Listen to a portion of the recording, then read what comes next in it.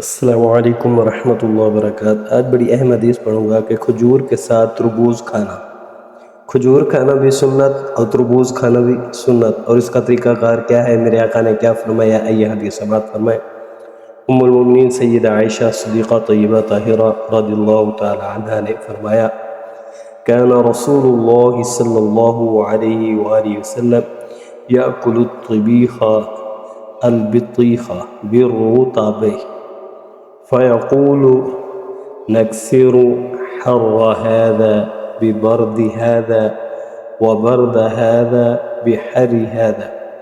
حدیث سنن ابی داؤد شریف کے اندر موجود ہے، اس کا جو نمبر ہے 3836، اور ترمذی شریف کے اندر بھی موجود ہے 1843۔ آئیے اس حدیث کا ترجمہ سماعت فرمائیں۔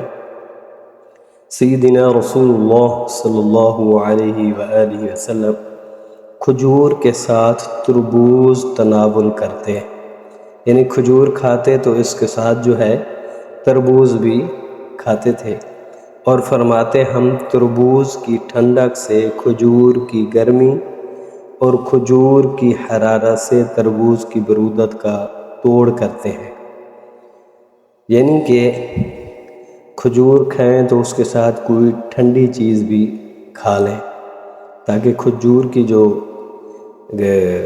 گرمی ہے وہ ٹھنڈک میں تبدیل ہو جائے۔ اگر کوئی ٹھنڈی چیز ہم کھا رہے ہیں تو اس کے ساتھ تھوڑی سی گرم چیز بھی کھا لیں، کیونکہ تربوز ٹھنڈا اور کھجور گرم ہے، دونوں کے ایک ساتھ کھانے سے اعتدال پیدا ہوتا ہے۔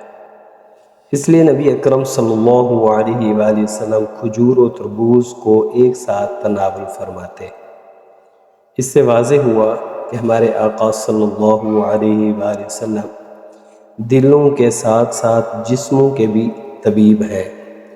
اہل طب کے ہاں علاج بالغذا کی بڑی اہمیت ہے، اور طب کا یہ اصول ہے کہ حضور نبی اکرم صلی اللہ علیہ وآلہ وسلم کی پیاری اداؤں سے لیا گیا ہے۔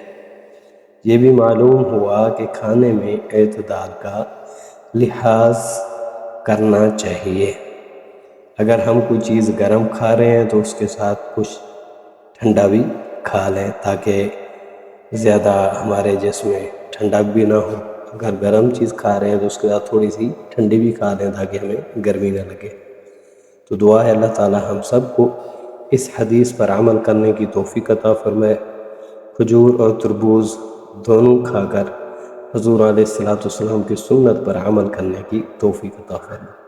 اور کھجور کے ساتھ جو ہے تربوز کھانا بڑا مزہ آتا ہے۔